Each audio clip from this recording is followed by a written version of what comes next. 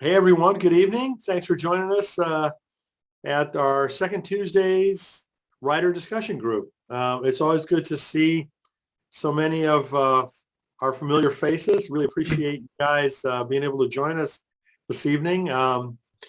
Here in New Jersey, it's kind of a cold winter evening.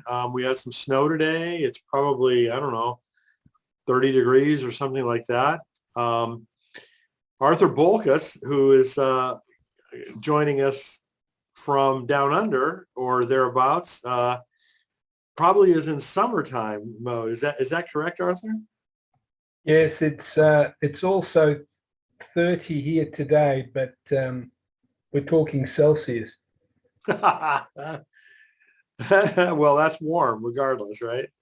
Yeah. So it's really good to see everyone, and it seems like it's been a while since we've been able to get together, but I always enjoy these times when we can talk. So what I'd like to do to start off is just let everyone introduce themselves. Maybe Arthur, since you're our featured speaker tonight, maybe you could go first. Okay, a little bit about me. I live in Melbourne, which is the capital of the state of Victoria. We are the second largest state in Australia. And I was born here of Greek descent. My parents migrated here like I'm sure many migrants did to your country after the Second World War. And I live in the inner city of Melbourne. I have two sons, and I spend most of my time doing what I'm sure most of you do, and that is writing or thinking about it. Good. Well, we'll hear more in a moment. But let's let other folks introduce themselves. Hi, Sarah. How are you doing? Good to see you. Hi, it's good to see you too. Thanks for hosting this. My name is Sarah, and I write mostly poetry. And Arthur, I have a friend who's a writer in Australia. Her name is Leah Kaminsky. She writes novels. And I'm excited about this meeting. The topic is really cool, I think. So anyway, thanks a lot. Thank you, Sarah. Hi, Jane. How are you? Good. Nice to have you join us. Yeah, so this is my first time joining the group, and I am not in the same Victoria that Arthur's in. I'm in Victoria, outside of Victoria, Canada, in British Columbia, on a small island called Pender Island, which is off the American, so I look out at the American San Juan Islands. And so it's 7 degrees Celsius here today. So that's a warm winter day in Canada compared to what you said, Brian, is in New Jersey. And I work part-time for the United Church of Canada, and in the time that I'm not writing or not working, then I'm working on writing both poetry and spiritual memoir, and also teach a continuing education class with the University of Victoria on writing spiritual memoir. And so, Brian, your resources have been very helpful in some of the offerings that, so I send people to your website all the time. Oh, good. So well, thank you. I mean, I appreciate it when I hear that, but the first thing I want to ask people to think about is, what else can we do? How else can we improve it? What else can we add? So please, let me know. I mean, what other things we could be doing, because I want it to be kind of an ever increasing set of resources and opportunities and help for people. So, but I have one question. I've been to Victoria that I thought was on Vancouver Island. Yeah, Victoria's on Vancouver Island, and then there's this cluster of little Gulf islands that are off of Victoria. So if you take the ferry from Vancouver Island to Vancouver, you go through a bunch of little islands. Yes. And I'm on one of those little islands. Okay. Well, I've been to Vancouver. I've been to Victoria on Vancouver Island. So you've been by. And then, drove all the way up to Tofino, which I just loved. I mean, such a beautiful area. So I'm jealous. Come on back anytime. So next up, I see Barbara. How are you, Barbara? Good to see you. Good evening. My name is Barbara Pinkney, and I hail from Baltimore, Maryland. And I just like the company of I like being in the company of these authors, and it's like they're lifting me up. And for so long, I've been scammed a lot with my work. And I really feel like God has led me to this group, to this writing and publishing in color group. And I have learned so much already, and I'm on a mission to pitch a novel, my first full-length novel. I have written a couple of novellas that I have self-published, but I've made a promise to myself and with God as my witness, and I consult him on everything that I try to do. I've laid it before him, and this is the way he led me, and I'm going to continue to the end I'm going to continue to see what the end is going to bring. I put it like that. And I'm currently working on the full-length novel. And what I do to keep my writing current, I entered various contests. I write a lot of essays, and just to keep up, keep myself current with writing.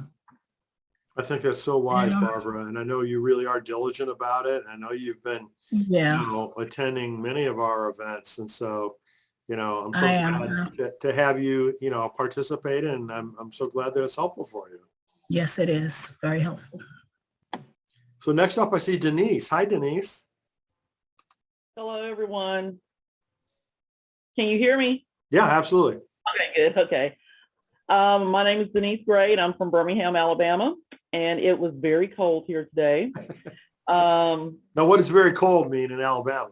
In Alabama, when I got up this morning and left for work, it was about 29. Okay. And then when I came home, it was about 54. That's cold for us. Okay. Yeah. So for the rest of us, 54 is not very cold, but Right. I hear you.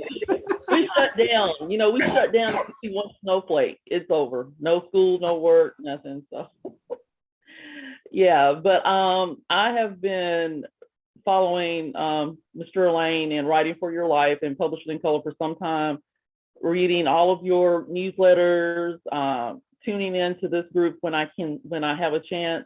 And I was very interested in tonight's topic. And I'm just glad to be here, and thank you for what you do. Good. Thank you so much, Denise. So next I see Karen Moritz. Karen and I just exchanged emails a few minutes ago. So welcome back, Karen. Yeah, I'm impressed at your speed of response. That was impressive. I didn't expect it before our group tonight, so thank you. Yeah, I'm Karen Moritz. I am in the balmy state of Nebraska, where it was we supposedly hit close to 60 today. Tomorrow we will not even hit 20. It's going to be 18 degrees for our high tomorrow, Fahrenheit. I can't even remember what that is in Celsius anymore. And it'll be well below zero overnight. So this weather is totally bananas, totally crazy. I hate it. I was born in Florida. My body just knows this is unnatural. This is just not how it's supposed to be. But God keeps putting me on all these landlocked parts of the world. I keep saying ocean, and God keeps putting me as far from an ocean as you can possibly get. So I don't know what I'm saying wrong there, but I'm currently serving as pastor of First Christian Church in Lincoln, Nebraska, which is our capital. And I am actually an ordained Presbyterian minister. And in March, I'll be ordained 35 years. So I figured that's a pretty good run. Congratulations. Yeah, so I'm pretty excited. And I haven't been down under yet, but I actually went on a trip to Egypt with an American who lives in New Zealand. And then 2 women from Australia came with him. And I was living in Prague, Czech Republic then. So 2 of my friends in Prague went. So we had an interesting eclectic group and learned a lot about Australia and New Zealand in that adventure. And I appreciate all the stuff you do, Brian, and looking forward to getting into more conferences. I sad about the online stuff, but it really makes it good for me in terms of not having to try to travel and do some of that. So there's its pluses and minuses. Oh, there certainly are, and I was so disappointed that I had to cancel the March conferences that I planned in Atlanta, because that was going to be the first in-person conferences that we'd been doing in 2 years. Yeah. And it was clear that just people weren't ready. Yeah. And, so we'll try again. But Yeah.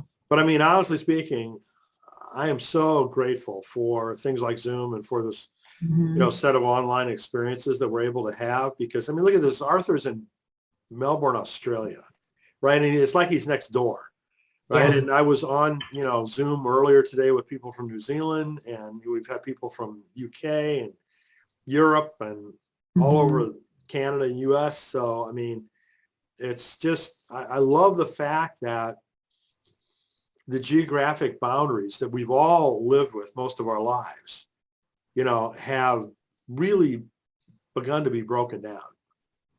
Especially this group, Yes. we have people from all over, and I put it on my calendar. I was stupid and I didn't look right at the newsletter, and I tried to get on last week, and I'm like, oops, he said next week. So, Yeah, I'm sorry. It wasn't the second Tuesday this month. I know it's, supposed to be the second Tuesday, but I was actually taking vacation last week. So it's my fault that we postponed it to the third week. But anyway, so up next is Peggy Turpin. How are you, Peggy? Peggy Turpin is well, thank you. Hello, everyone. Can you hear me? Yeah. Good to see you. Oh, okay, I'm Peggy Turpin from Monroe Township, New Jersey. I'm not too far from Bryan. Yeah, a few miles. Yes. So I have completed my first manuscript.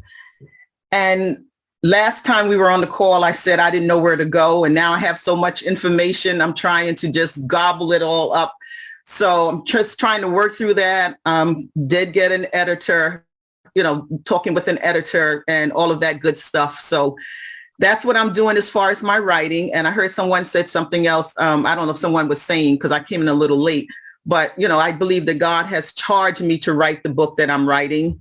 And I think that's the greatest struggle of all, because, it's easy when you want to do something, just dropping it. But when you believe that God has pricked your heart, yes, I think it was Miss Barbara, when God has pricked your heart and told you to do it, you just can't put it down. So, and I'm a perfectionist. So that's another struggle, trying to dot every I and cross every T. But that's where I'm at as far as with my writing. And I thank Brian. I thank Brian for this platform and for all of you wonderful people coming on, sharing what you're doing. And but basically the book is to encourage the believers, the body of Christ, and just people in general, because we're living in a time, and not to go into philosophy and all that, but we live in a time right now and when it's dark and people are looking for hope and people are denying the power of God. But in my 67 years, I have seen God work some miracles. And that's what this book is about, sharing my journey with transparency and just being obedient to God. So I thank you for I'm on every week when I can get on, because I just want it all. And I've just been blessed being on. So thank you. Well, amen. Thank you very much, Peggy. And, Thank you. Keep us posted on all your progress. And I really feel a lot of confidence, that it's really going to be fruitful.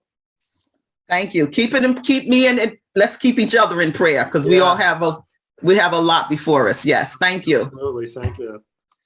So Patrice, hi Patrice, how are you doing? I'm fine. Thank you so much for organizing this. I too was very drawn to the topic, so I'm really interested in what this discussion will yield. But I'm Patrice Gopo. I write personal essays, and I actually have recently started writing children's literature, particularly picture books. So I'm just really thrilled to be here with all of you. I think this is going to be a very lovely evening. So thanks, Brian. Well, Patrice has been, involved in, Writing for Life for a while, and, spoken and been interviewed and, all these kinds of things. So it's really a pleasure to see you here, Patrice. Thank you for joining us. So next up, I see Elizabeth Teal. How are you? Can you unmute? Yeah, not very quickly though. Thank you. Sure. Great to see everyone. Thank you very much. I'm just here to continue to try to learn as much as I can, Brian. So thank you for doing this. Oh, sure. Very glad to have you join us. Thank you. And Michelle. Hi, Michelle. Hello, everyone. My name is Michelle Muhammad, and I'm new. This is my first time attending with you this evening. I got an email from a friend early this morning and told me about this Zoom meeting, and I just wanted to check it out. I'm a new writer. Well, I mean, I've been writing for a while, but I'm not a published writer. I've done a lot of journals and written a lot of Bible studies, written some devotionals and things, but I don't know. I feel like God may want me to publish something sometime. I've worked for publishers as a graphic designer. That's my professional trade. I'm a graphic designer, and I'm an artist, and many other things. But I don't know. I've been kind of feeling a nudge towards being more serious about my writing and seeing,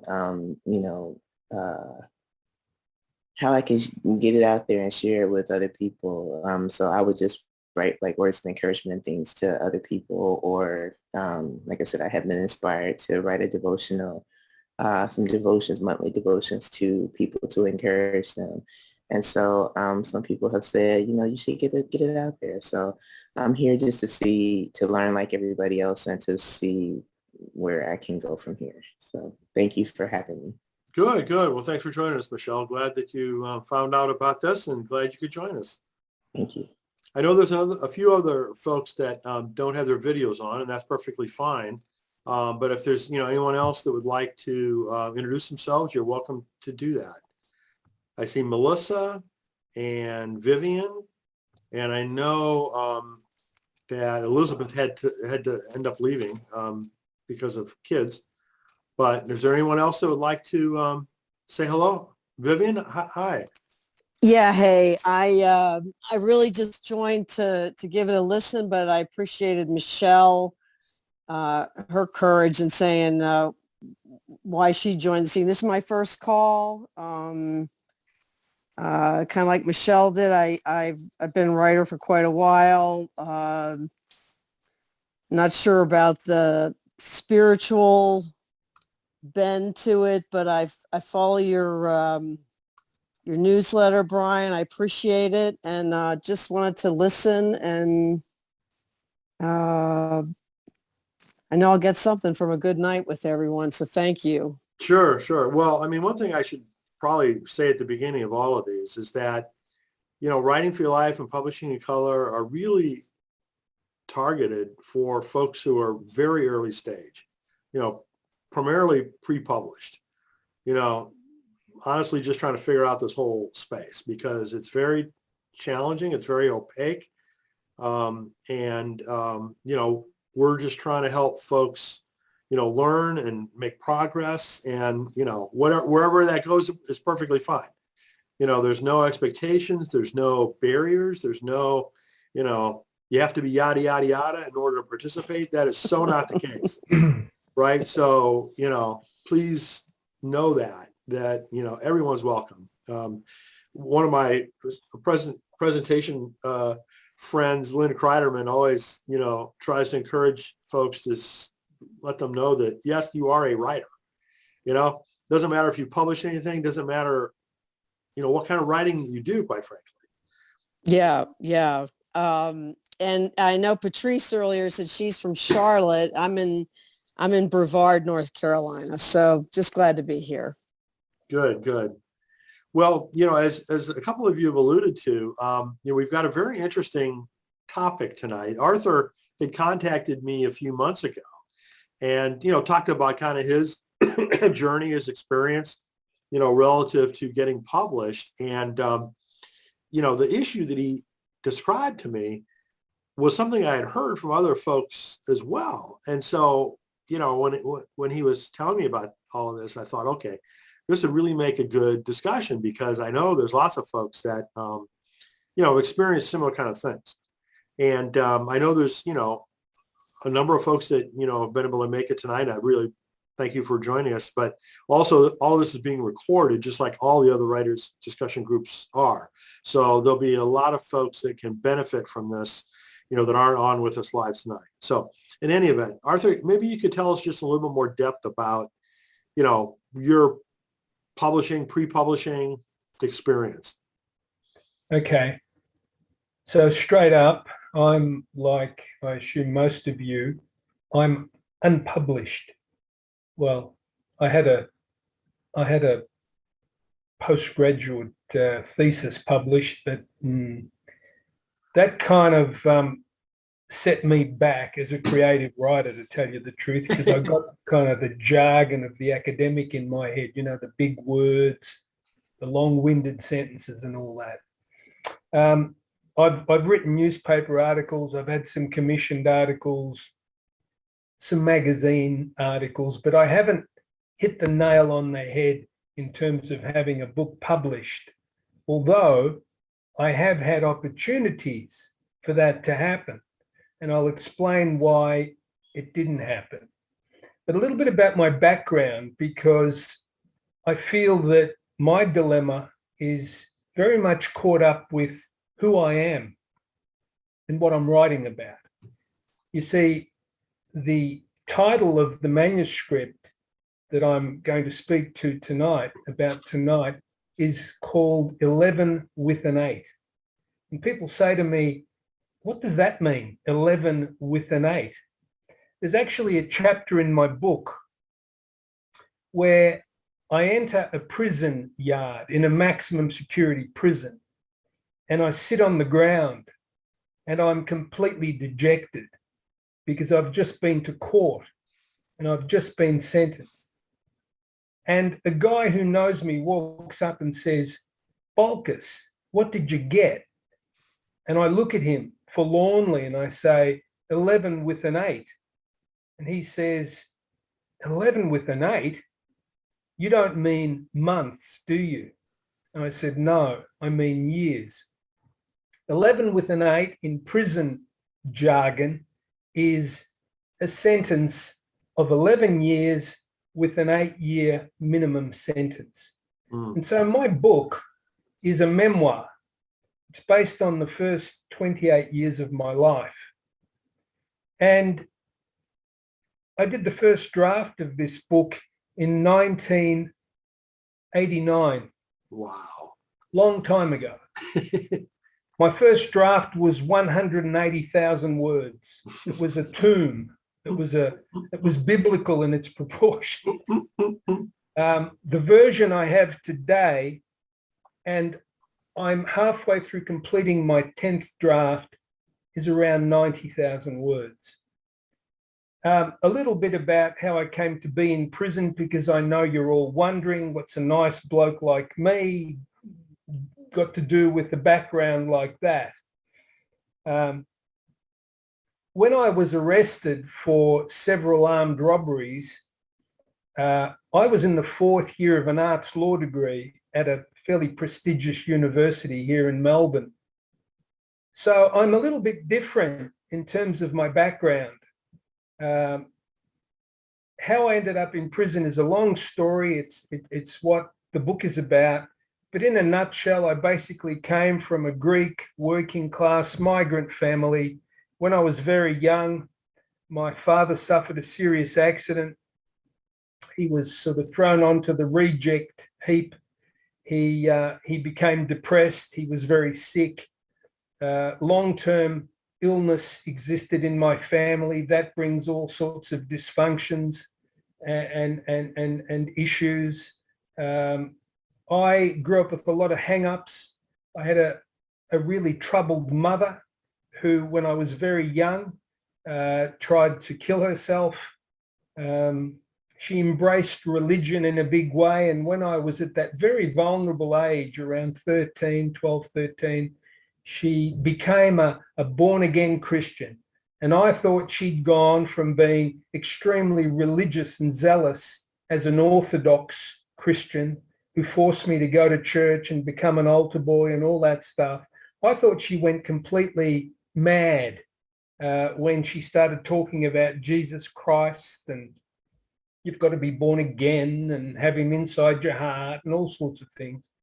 And I basically rebelled. I went the other way, despite the fact that my sisters, both older than me, and my father embraced the same faith, went to the same Greek evangelical church, which I've got to say was, looking back, was fairly cultish. They had extreme rules. Their interpretation of the scriptures were really, in my opinion, distorted and twisted. Women, I believed, were oppressed particularly. So I rejected it wholesale. And then I started seeking to find meaning and purpose. And that led me down a path of drug addiction, as I said, criminality, to try and sort of buy the lifestyle that I thought was the answer to my questioning heart, to my inquisitive mind, to the meaning and purpose of life. And I ended up in prison, and with remissions for good behaviour, I ended up doing 5.5 years. One of the things that kept me sane during that whole process was writing. And that's where I believe I seriously embraced writing. And writing had a number of purposes for me, which still exist today. First and foremost, they enabled me to express myself, my emotions, my struggles, my pathos, my pain, my anger. They enabled me to do that in an environment where you were really restricted in terms of being able to do those things. Secondly, writing occupied a lot of time. It kept me busy. It kept my mind focused. It enabled me to avoid some of the negative distractions and pitfalls that other inmates fell into. I also did an enormous amount of poetry, and I still love writing poetry. So that's kind of the background, if you like, to the book, to the manuscript. Now, just a little bit about what happened post-release. In 1989, after getting out of prison and getting a job working for a Christian organisation, what I forgot to tell you was I became a Christian in prison, which is a bit of an irony that I came back to my roots, as it were. But how I came to faith was through a miraculous experience, one of those experiences that you can't explain other than saying, that's God, that's supernatural. I discovered a New Testament at the 4-year mark of my sentence when I was in such a poor state. I seriously was contemplating ending my life by hanging myself. And the very next day I discovered a New Testament, which I started to read in myself for the first time, and I discovered Jesus Christ. And it fills me with emotion even to say it all these years later, because had that not happened, I have absolutely no doubt I would have died. If not the night before, certainly at some point later, I would have killed myself. So my faith is, it's just so integral to who I am. Without faith, I have no life, and I know that. So you can appreciate how important this manuscript, this book, is to me, and especially that it be an authentic expression of my experience. Now, here I was in the process of doing my first draft, and I can't remember exactly how, but a Christian publisher in Sydney, in New South Wales, contacted me, and they said, could you send us a few chapters of your work? So I did. On the back of the first 5 chapters, they sent me a contract. Now, back in those days, there were a number of Christian publishers in Australia. At the moment, I think there are probably 2, and they're really small ones. They've all disappeared, or they've been kind of subsumed into the larger Thomas Nelsons and Penguins and you name it. Anyway, they sent me a contract. Now, had I signed the contract, my book would have been published many, many years ago, and I would have made a fair bit of money, because I've been on the speaking circuit for 30 years. And back then I was a bit of a celebrity in Christian circles.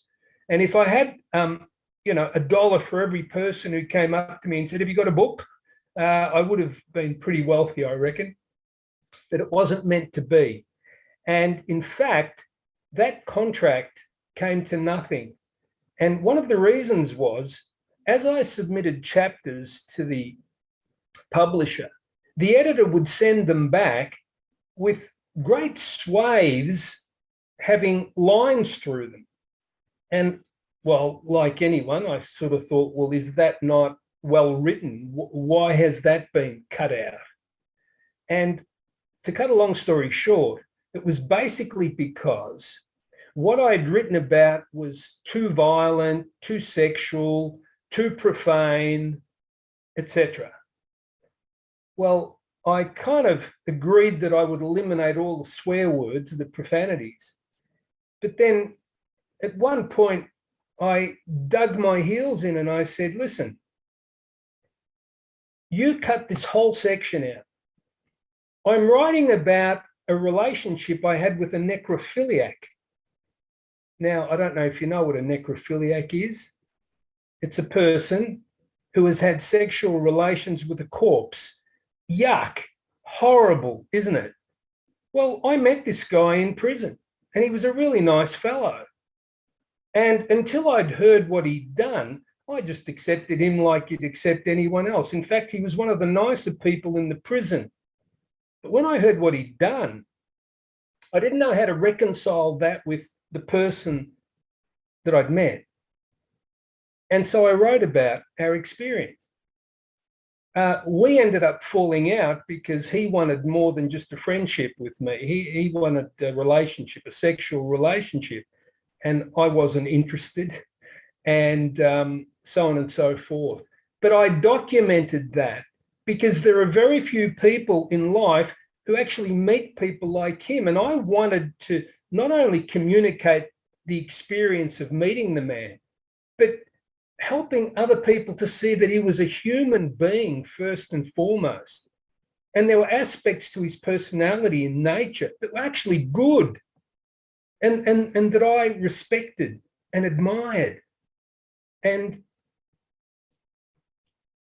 in the end, I said, no, if you want me to change my book to the point where it's not authentic, where if a prisoner in a prison picked it up and started reading it and said, this just doesn't ring true, then I lose my integrity. And so I didn't sign the contract. At that point, my first marriage was on the rocks because I got married within a couple of months of release. And so I wasn't in the right frame of mind to write a book. So I shelved it. 20 plus years passed, 22 years to be precise. I was married again. This marriage was better than the first. In fact, it lasted 16 years, but it also ended. The difference was this time I had 2 children, so the effect of that on me was profound.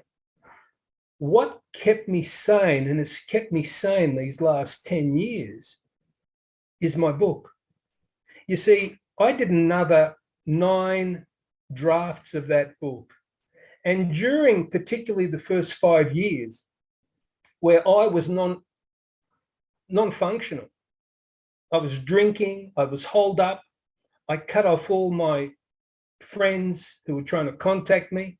I didn't want to see Christians or go to church or anything like that. It was the book that kept me centered and focused and sane. So even if I never got this book published, it will have served a tremendously important purpose in my life. That said, after the 5th or 6th draft, I contacted another Christian publisher. They were interested. They sent me a contract. We were going well until they also started telling me that they wanted me to edit this out and edit that out and edit the other thing out. And I faced this same dilemma. And then I said to myself, well, are you being too precious? Are you being too proud? Is that what's more important to you? Or is it getting your book out there so that people can read about Jesus Christ and God and all that? So I made the concessions. I eliminated everything. I had 2 versions of my book in my computer, the Christian version and the non-Christian version. And at one point I thought to myself, well, maybe I can find a publisher who will publish the Christian and the non-Christian version for 2 separate markets, because those 2 markets have nothing in common, it seems, which is terrible when you think about that. So anyway, what caused the second contract to end was the terms and conditions of the contract. I did my due diligence and I discovered that some of the conditions weren't exactly in my favour, particularly that the copyright of the book would never revert to me, which is something non-negotiable as far as I'm concerned, and most authors would agree. So I challenged them about that, and what did they do? They pulled the contract. All right, so here I am. What to do next? I took my secular version and I sent it to a few publishers. I got nice reviews, well written, interesting story, but no thank you. You see, one of the things I've discovered, and perhaps you have too, is that you can have a good book, well written, good story, but if it's not saleable according to the publisher, they won't touch it. You must have a market. It must make money, or it goes by the wayside. And then, out of the blue, good fortune. In late 2019, and I'm getting very close to the end of my story here, but it's all important, I received an award. I had submitted to many competitions, lost count, never had any success, a few commendations, you know, well written, whatever. But out of the blue, a fairly new award called the Next Chapter Award here in Australia, open to all Australians. It was established for emerging writers, okay? So people who hadn't been published. And in 2019, it was the second year of the award. 1,000 people applied. Now, this covered all genres of writing, okay? And I applied as well. And 10 people each year received this award. It was fairly lucrative, $15,000 to help you write. All sorts of supports to attend conferences and writers groups and to purchase books. And particularly this, having a 12-month mentorship with an established, successful Australian writer. Wow, what an opportunity. I won one of these awards. I couldn't believe it. So my journey took a completely different direction from questioning yourself. Am I really a writer? Am I ever going to make it? Suddenly, I started to get some self-belief, particularly when Arnold Zabel, the writer in question that I'm speaking about, said to me one day, having read my work, he said, Arthur, you're not, you are a contemporary of mine. You are a writer. You've been writing for so long, and what you write is really good. And your book should be published. Well, when he said that to me, it was as if God was acknowledging, you know, and affirming me. It was just wonderful. Here's the thing, though. Arnold read my book. He's Jewish and he's secular. And in my book, I meet a Jew. And it's through meeting this Jew and a whole host of other experiences that I kind of grow in my faith. I help this Jewish guy to come to faith in Yeshua, the Messiah, etc., etc. So it was pretty significant that this Jewish author, mentor of mine, was reading my book. And I was really curious to know how he would respond to what I'd written about faith in Christ. And I remember he said to me when he'd finished, he said, you know, Arthur, that would have been really difficult to write, because if you'd written it and I got the slightest sense that you were trying to proselytize, push your religious agenda. He said it would have ended there for me. But he said, you know what? I think you did a really good job because you've said it warts and all. You haven't held back describing your struggles, your pain, your confusion, your doubts, your fears, etc., etc., etc. He said, you know what though? The trouble is, if you send this book to a secular publisher and they read about the religious stuff, some of them, just because it's religious, will balk at it, particularly because it's Christian. And I don't know about you guys in America, but here, to be a Christian, it's bad karma. You're almost better off being a Muslim. And part of the reason for that is the way we Christians are, the things that we've done, the inability that we seem to have to connect with real people in the real world. Too many of us seem to live in this little kind of religious or spiritual bubble. And I'm not saying that critically.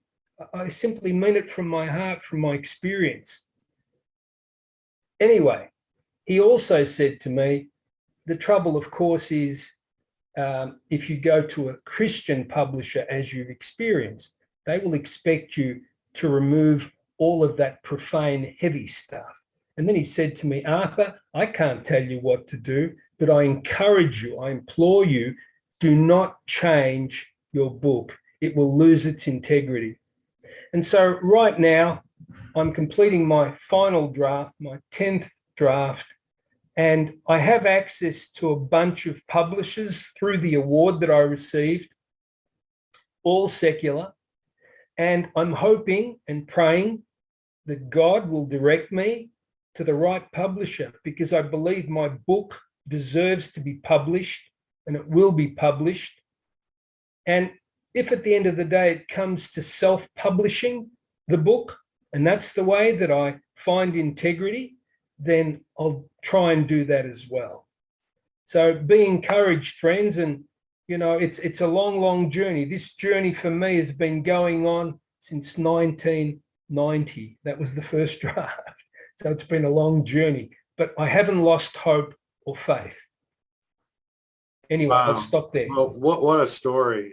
My goodness. Thank you, Arthur, for sharing all of that with us. I knew part of that story from our previous conversation, but my goodness, what a saga you've been through, and a long saga, a long journey, long persistence. So congratulations for sticking with it. And absolutely, I want to hear how this all comes out. So, keep us posted. But I really like to open it up for other folks to either ask Arthur questions, or, if you've got any kind of similar experience that you've been up against, in the books that you've been promoting and trying to get published. Barbara, go ahead. I'm going to be brief. I don't have to be long saying this, but what you just said and presented to us, and I'm going to say to me, was so encouraging. I'm just overwhelmed with your story, with your truth. And because similar to that, I too have been at it for a while. I won't let go. It won't let go of me, and I won't let go of it. So I know something have to come to some fruition at some point or the other. And I am so thankful that God allowed me to hear what you just presented to us tonight. Thank you very much. Pleasure. Thank you. Thank you so much, Barbara. It's like I was really glad, to hear Arthur say too that, even if he doesn't end up getting a traditional publisher, go do it yourself. I hope that's something that all of you, want to do. I think it's a great thing to get a traditional publisher if you can, but there's a lot of reasons that are completely independent of your writing, completely independent of your story, completely independent of everything else that has to do with your book. There may or may not allow that to happen. And, oh, by the way, it's never been more attractive in the history of mankind to be able to independently publish a book than it is now. Because the tools that are available, because the stigma that's gone away from associated with that, the cost of it is so low, the quality of it is so high. So, anyway, we can talk about that more later. But Jane, you had your hand raised too. Go ahead. Me? Yeah. Thank you for that fascinating sort of account of your experience as it continues, Arthur. And like as Brian says, I look forward to hearing the next sort of what happens next as it continues. And my comment, I guess, is to share a kind of a similar experience. One of the reasons why I was drawn to this particular subject is sort of over the past, I guess it's been, for me, it feels like a long time. It's been a decade of working on a memoir that is sort of the title that I've been using is Thirst, A Life History of Desire. And so it kind of, but it starts out with exploring a sort of an experience in my life where sort of following a vocational desire, I left a secure academic job to go and do something very different. And that vocational desire was also following a spiritual desire to pursue training in the practice of spiritual direction. And in the following of that, it got tangled up with an experience around a physical sexual desire. And the only thing I knew about the emergence of that version of desire is that it was related to the other two. And I wrote the memoir as a way of exploring, these things feel really disparate, and there's something bubbling underneath that really is sort of, it's a spiritual desire that manifests in other ways that we experience desire in our lives. So it became kind of a memoir to explore those aspects of experience and how they can feel different and how they're ultimately related. And so in the writing process, I got far enough. I did sort of, for me, the minor miracle was to have been accepted by sort of the leading literary agency in Canada. So she was kind of shopping the manuscript around to like the Penguins and HarperCollins, and just sort of got bumped back and forth that kind of, well, this is sort of, some people didn't like the sexual bits. Some people didn't like the spiritual bits. And so they said, well, if you just pick one strand and stick with that, then we know how to market it, but we don't know how to market it when it's kind of exploring the ways that these different strands are woven together. Mm-hmm. And so ultimately it was kind of this long, well, a couple of years of being shopped around and sort of getting responses as you described, Arthur. So it's a good book. It's interesting. It's well written. It's not our cup of tea. So sort of good luck in your journey. So I ultimately decided that I needed to come to closure. So I went through the process of self-publishing and just totally happy with having made that decision, because I feel as though I've hardly sold very many, because the thing about publishing and self-publishing is that you have to be your own marketer, and I can be a good writer. I realize I'm a terrible marketer, but I think my sense about writing the book and having the people who've read the book and responding to it, it's like the book finds its own way, and it's not about having a product that I can sell. Ultimately, it's about having a story that I can share, and it will be shared. People will find it, and I will, and that sort of feels like a satisfactory sort of place that I've come to in that process of writing and pursuing publishing. Wow, well, good for you. So, Jane, which independent publishing platform did you use? So I just ended up using KDP through with Amazon, and so because it can be on Amazon, it's totally sort of, so I did pretty much everything. So I hired editors and people to give me feedback and just sort of have other input. But pretty much it was homemade in that respect, and they're not very responsive in terms of being able to. I think it's all run by machines pretty much. But I was able to produce a book that when it's printed, it's a good enough quality that I'm pleased with it. I did the cover design myself, and people say never ever do that. That if you're gonna do anything self-published, at least hire someone to design the cover for you.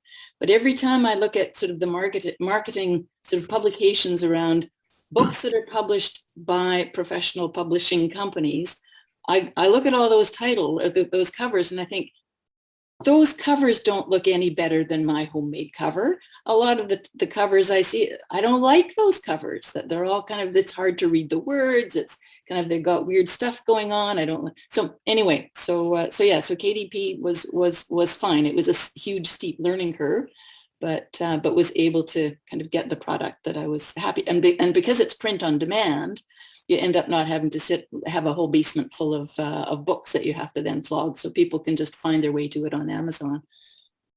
Yeah, I mean, I think it's an amazing vehicle, quite frankly. Yeah. The cost, the quality, the books that you end up with, I mean, it's just really quite amazing. How long ago did you do that?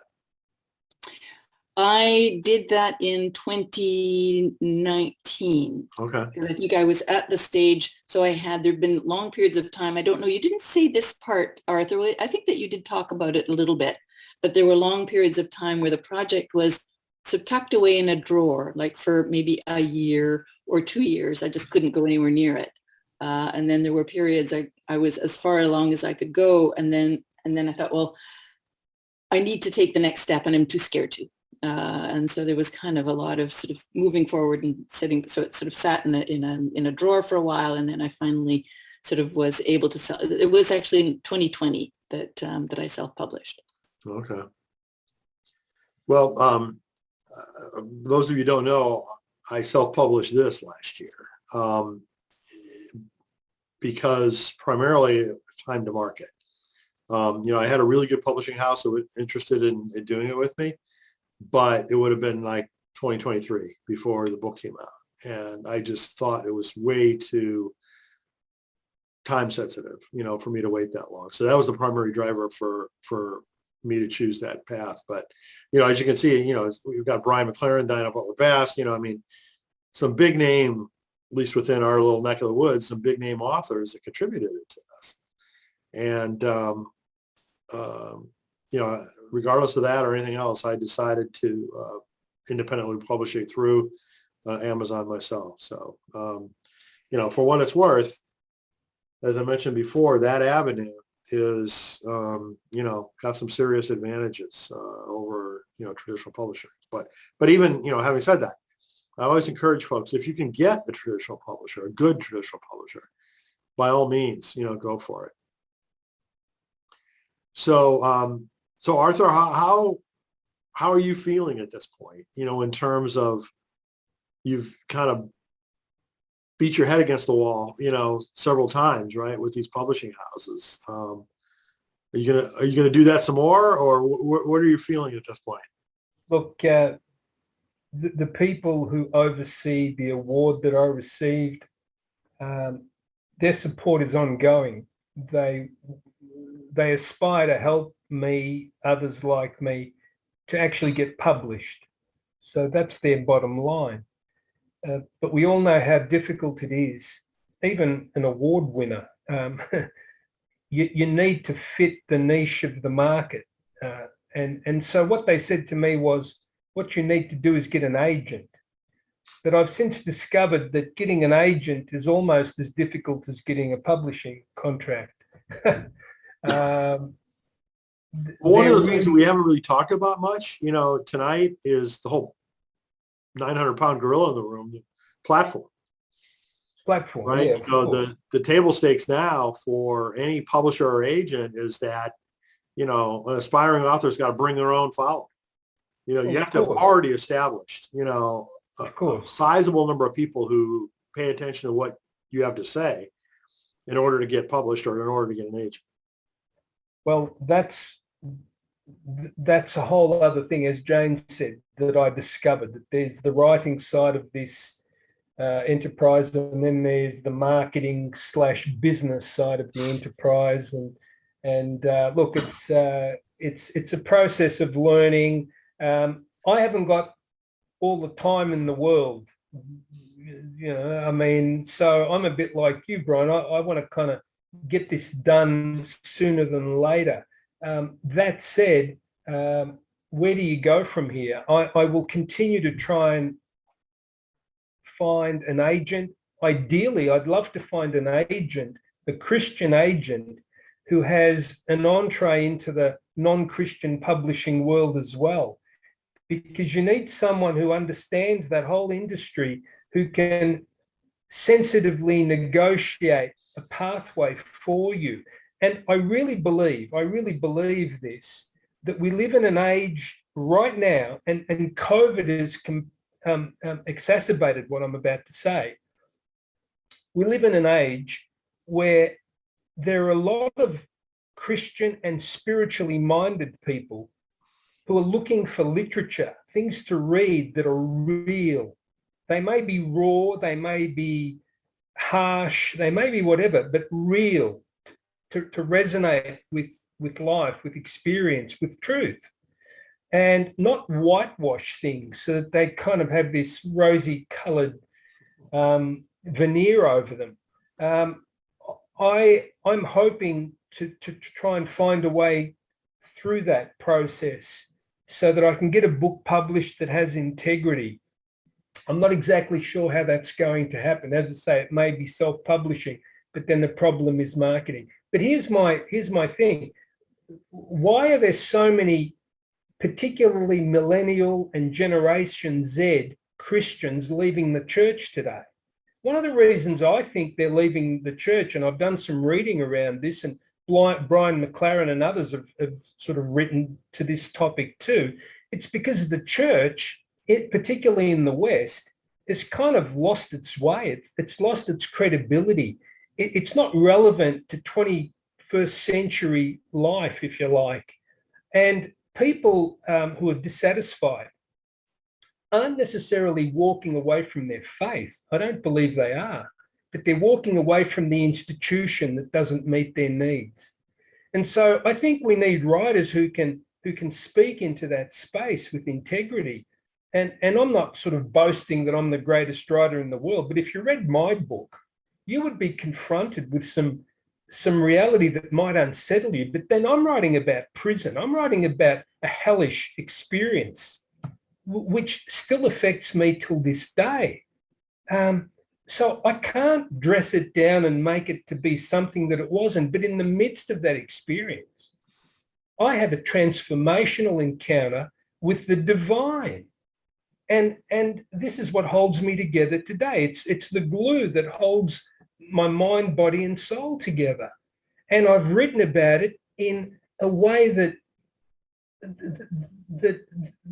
I've tried to do it with integrity and truth. And I think if people read that book, that account, that journey, they might actually learn something, be encouraged in some way to explore perhaps the issues themselves, or not give up on the journey of faith that they're on. Because a lot of people do, they get disillusioned and they drop away. I couldn't agree with you more, Arthur. I think you're right at so many levels, quite frankly. It's probably going to take more instances. Your book needs to get out there. There's just no question about that, right? It's going to take some instances, more instances, where the publishers turn out to be losers, because they pass on things that need to be said in one way or another. And, just keep at it. I mean, I'm not going to try to tell you go one way or the other, but I just really hope that it happens one way or the other. Can someone who's part of this forum today tell me, when's the last time you read a Christian book by a Christian author and you read a profane word in that book? When? When I did the first draft of my book, there was a well-known Christian who's since passed, and he had an amazing library in his home, and he took me there one day. He knew that I was writing my manuscript, and he said, "Oh, you should read this book. This is a wonderful Christian book." I think it was called Run, Baby, Run. Nicky Cruz. Some of you older folk might remember. Brian Wilkinson, I think, or David Wilkinson wrote a book called The Cross and the Switchblade. And it was about a gang leader called Nicky Cruz. And Nicky Cruz wrote his autobiography. And I remember this gentleman said to me, "Oh, it's a great book except for page 231." and I remembered thinking, like, he went to get me a cup of coffee. So I grabbed the book and I opened it quickly and I looked at page 231 and I scanned down, and you know what was there? The word shit. The word shit. That's what he was reacting to. Now, the other day, I was reading a piece by a guy called Mike Duran, who's a Christian writer. And this is just a snippet of what he said. He was raising that issue. How is it that in the Christian evangelical marketplace, we don't find books that have any profanity? Why is that? And he said, my first guess is that the presence of violence and bloodshed in the Bible allows us to condone the presence of violence and bloodshed in our stories. He was saying you can read Christian books and they can be full of violence, and the Bible has got a lot of violence in it too. But he said you won't find any profanity. And he asked the question, why? And he came to the conclusion that the reason is that contemporary evangelical fiction is tethered to fundamentalist roots.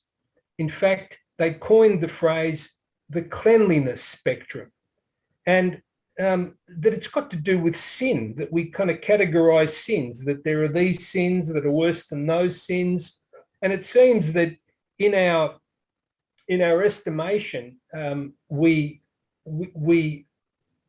struggle to accept profane words. They seem to be non-negotiable. And I frankly find that hard to believe, because if I go out into the street, into the marketplace, I mean, I will hear people speaking. Prisoners, for example, communicate using swear words as normally as you and I would converse with each other. And they do it not to be profane, not to be whatever. They do it because that's how they communicate. They have such a limited vocabulary that they use profanities like the famous F word or variations of it in an endless variety of ways to communicate what they're thinking and what they're feeling. They don't just do it to be rude or for effect. It's almost more of an exclamation point. Well, exactly. Yeah. And you know, so personally, I don't react when someone swears. I mean, they're talking. It's a word. You'd think that you'd be more upset about violence that's depicted, about things that we do to each other, about the way that we treat each other and manipulate and hurt and so on and so forth. But we seem to get bogged down with words. Anyway. So, Peggy, you had your hand raised a minute ago. Do you want to say something? Okay. All right, let's go on to Viv. We're just about out of time. I think we're actually already past our time, but I want to give Vivian a chance to speak too. Yeah, thank you. So I've really appreciated this evening, and thanks, Brian, for pulling it together. And Arthur, I've appreciated what you've said. I think the struggle is authenticity. It's also fear of judgment. It's also, if we're tasked to see the image of God in every person that we meet, you have to start kind of from that perspective. And, our writing is always an act of courage, I think. And we all have a different approach to our faith and to our beliefs. People can be easily offended. I think we have to have some level of sensitivity to it. I mean, we have to be brave in our writing, and at the same time, not everyone's going to like what we have to say. It's not going to appeal to a broader market. When we show our warts, I think that's how you put it earlier.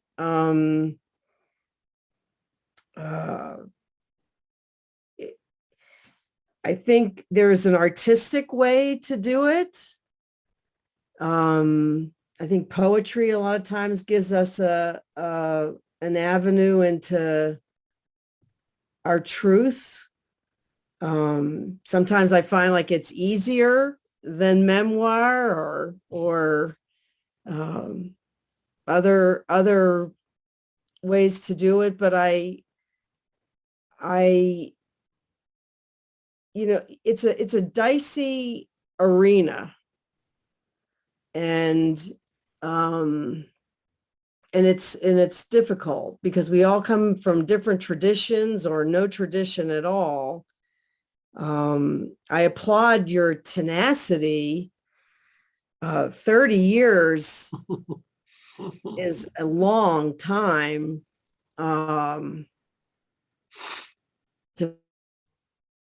fight that battle, and I'm surprised. It's amazing that you haven't given up, frankly. And sometimes I think when we run into this wall of not getting published, we have to back up and figure out a different way to go at it. Not necessarily to please other people or publishers or agents or whatever, but to be successful some way. I think, Jane said she just self-published. That's it. Barbara is fighting the good fight to get it out there. But for me, the struggle is how much of my faith to bring into my writing, the fact that I don't look at my faith the same way other people do, disappointing people, what they see on the outside and who I really am. There's a lot going on there, but to everyone here on this call this evening, I'm just grateful for what everyone's trying to do. So thank you.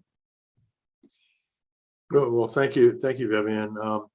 And I have to say, one of the things that I am so impressed with your approach to all this, Arthur, is the word that you used a couple of different times, which is integrity. And everywhere I've ever been in any kind of business or life situation, for me, that's the most important thing that I want to maintain, is my own integrity. And so, you are doing that in spades, much to your own suffering, so to speak, and not, being able to get published for all these different reasons that you've described. But, congratulations for maintaining your integrity, through all of that. Again, I couldn't be more appreciative of that, impressed with that. And, I really hope that you make this happen one way or the other and you tell us about it. Yeah. Look, it's interesting with both of those Christian publishers who offered me a contract for the book. The only part of the book they didn't change, which part do you reckon that was? When you accepted Christ. Yes, they were happy with that. They were happy with that. They weren't happy. That's all they wanted to hear. They weren't happy with the other stuff. In fact, they wanted more. They said, have you got more of this?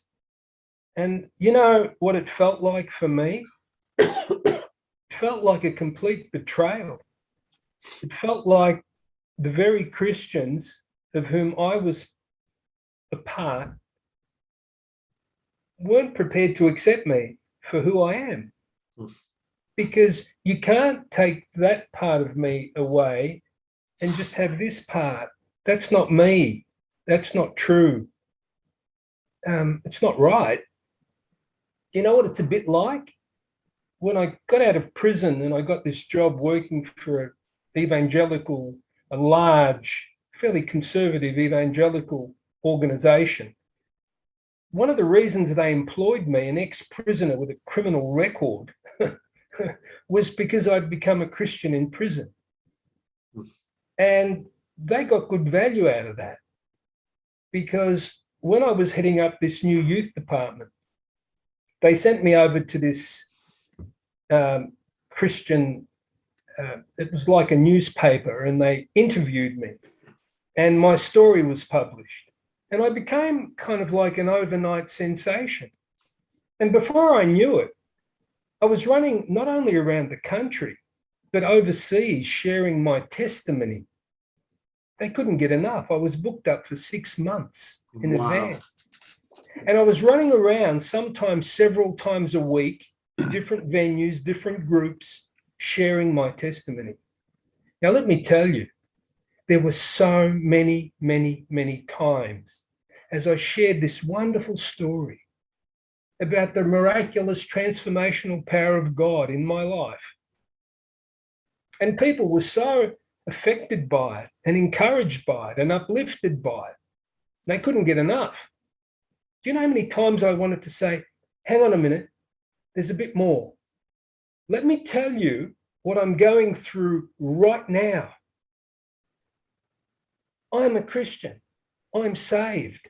I'm like you, but I'm going through this hellish experience right now in the free world, not in prison. You see, my faith's messy. It's not clean cut. It's not black and white. And I will struggle with some of these issues till the day I die. But let me finish on a positive note. If anyone understands the famous hymn, Amazing Grace, penned by John Newton, and not too many people know, he was a slave trader. He would have committed terrible sin against children, probably, as well. And he penned those immortal words where he spoke about amazing grace. And it's the amazing grace of God and the love of God that draws me and keeps me going today, without which, as I said before, I wouldn't be here. And so ultimately what I'm trying to do is juxtapose the experience I had with the truth of my salvation through Jesus Christ. That's what I'm trying to do. God help me to do it. And God help all of you who are trying to express your experiences through writing. Be encouraged. Don't give up. And I really thank you for the opportunity to have shared from all these miles away. And I hope that, you know, God has touched you, blessed you, spoken to you through me, perhaps in some small way. Thank you very much. And also to Brian, because I remember when I came across, your web, I thought, oh, spiritual writers, that's me. So, Brian, you have been a source of inspiration, mate. And I'm really encouraged that I met you, because when I meet certain Christians on my journey, and I resonate with them, I'm really grateful to God. And you've been one of those people. Okay, I mean that from my heart. Thank you. Well, thank you so much. I mean, this whole thing that I'm doing is just, a blessing to me. Good. But, thank you so much for, getting in contact with me and telling me your story and, suggesting that we do this, because it's clearly been, resonating with people and incredibly valuable. And, I think it's got applicability in one way or another to so many. So thank you for that. Thank you for your perseverance. Thank you for, your integrity. And, please do keep us posted on how things turn out. And, if you want to write a blog article, or something else that we can use to convey to the people who are not here tonight, kind of in some sense what you've told us, that would really, I think, be helpful. All right, I'll talk to you about that. Yeah. Good. So I just wanted to mention that next month, February 8th, which will be the second Tuesday of February, Tracy Smith is going to be our guest author, and she's going to talk about building your network through relationships with other authors. And in all the, business of being a spiritual writer classes that I give, and, every other chance I get, I try to emphasize that as being so important for you to build your peer network, because unlike other businesses that I used to be in, were very competitive. You never cooperate, with somebody else who was trying to build a similar product that you were. This industry is just the opposite.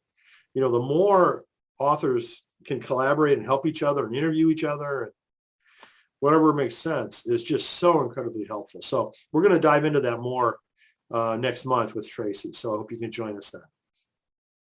Thank you all for joining us. Thanks so much, Arthur. Best wishes and Godspeed with all the things that you're doing, and everyone else as well. Thank you so much.